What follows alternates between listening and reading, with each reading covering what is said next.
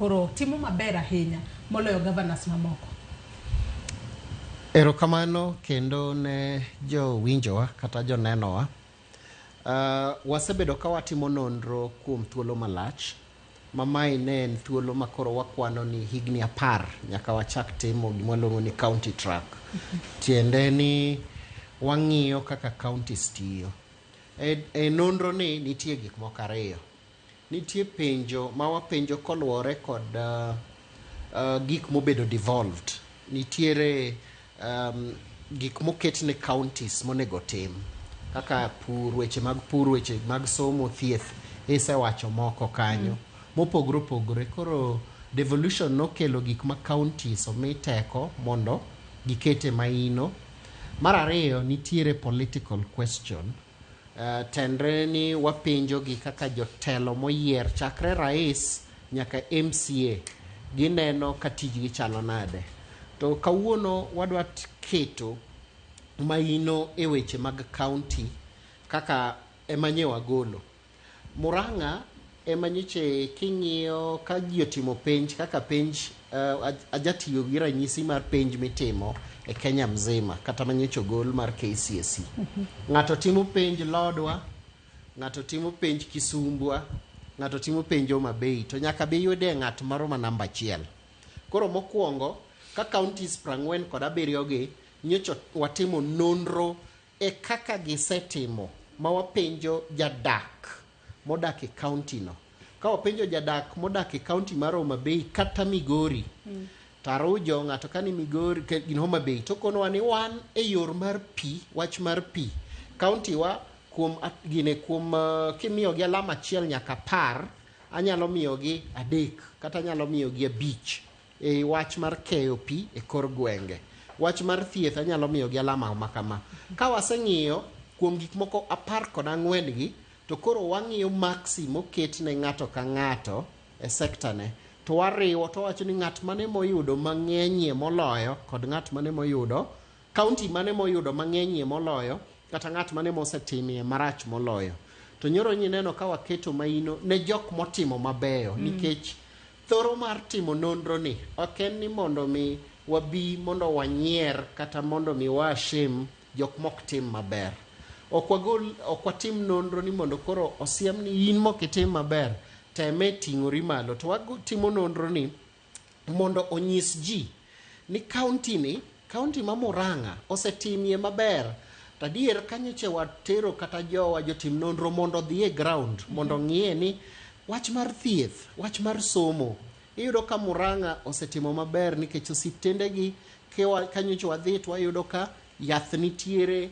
Ka wadhi e skunde gi oger ECD nasarika maber mana ni en mbarale. To ka ng'adi matin Wanyingo kapok adhier Kevin Osido e kinde ma utimo nonro makamagi ahinya kinde ma utime ung'iso ga county makamano nwa biro timo nonro kose en gino mutimo atima poya nikech seche moko ka unotify kata county seche moko kuonde mo gitime maber katiyo kata kuom ranyisi sekta mar thieth to seche ge makoro governor nyalo jika kamua mar mondo mi one ane kaka koro seche moko tero kata yedhe kanyo mar mondo mi kuchopo tuneni gik moko dhi mbele yo makare. To gimachielo bende sekta mar somo kae counties ung'i ang'o ma hie nikech wang'eyo ni sekta mar somo mano mokete lwet counties en mana mano mar ECD kende gi kuonde tiegruok mamalo mago mag TVET kata village polytechnics hapa ni luongo gi kamano.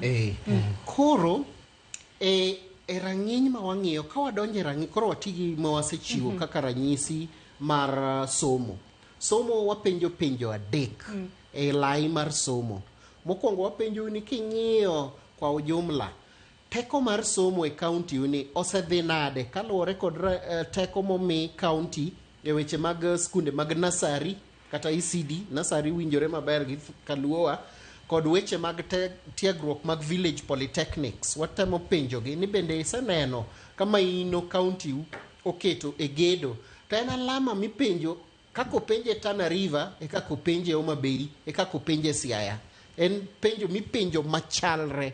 Talama bende michiwo en achiel kuom 10. Koro wapenjo gi nitie moro mwamedo mambalang' mar basari. Wapenjo ni to bende county nikech counties nyocha waneno ka chiwo basaris mang'eny makata kane Auditor General okwero gi ni kik gichiw gine basari ne giwuok tung' mosuo ka gitemo kwedo wachno nikech gisebedo ka gichiwo scholarship kod basari. Kanyo bende wapenjo ni to e yore mag pogo basari kod scholarship kaunti osetimie machalo nade gikonowa. Penjo moro kae ni bende wanyise counties ni wang'ni wawuok wadhi timo nonro kata udwa timo nonro nikech ang'e ni nonro ma kamano time kind dwe mar 10 kod 12 higa mokalo, nikech kaluwore kod jok mowuoyogo e nonro hie nyocha wawuoyo gi dhano 59,000. Nyaneno ka nyochiwe ni en 36,000 en 59,000 joma wawuoyogo duto te. To nikech thuolo mar kata nyawadwa ka brokoni mondo iwuo gi dhano 59,000 to pare ni wachake ward achiel aching ward 1,450 ka wabiro malo nikech nyaka iwuo gi ng'ate ward ka ward kidhi mar koro dhano 56,000 ne wapogo gi kaluwore kod ng'eny kata thoth mar oganda. Ok wanyis ga counties nikech ok en gima ichulowa, en gima watimo kiwan, but wasebedo ka wakono riwruok mar Council of Governors nikech en riwruok moriwore kod governors te. Wakono nikech gisebedo kaka partners, awach kamano, ken daluong nango gi dholuo. Gin partners ni wanyiso gi ga ni wawuok wang'ni watimo nonro, wadwa ng'iyo wadwa kawo pach jopiny e weche mag dongruok e kor gwengewa. Koro kapo ni gin maginyalo kono counties ni samoro kuneno nikech nyaka wanyis chife sama watimo choko ni mowadhiye aching chik wacho ni nyaka wadhi watim report ni kawuono waoro jotim nonro wa gine gweng ka gidwa teme nono kaka county osebedo katiyo e weche mag thieth, somo, pur, weche mag ohala, weche mag culture, watimo kamano. Koro jowa kodhi to nyaka tim report nikech barua ma wan go nyaka idhi go report to kwadhi e county offices. Counties offices wadhi mana tok ka report osewuok to wawuoyo gi jotend governors gi moyie loso kodwa, wakono gi ni report wan go, report nye wasegolo kaka chal mar counties gin bende diher mondo ine kaka report ni chal.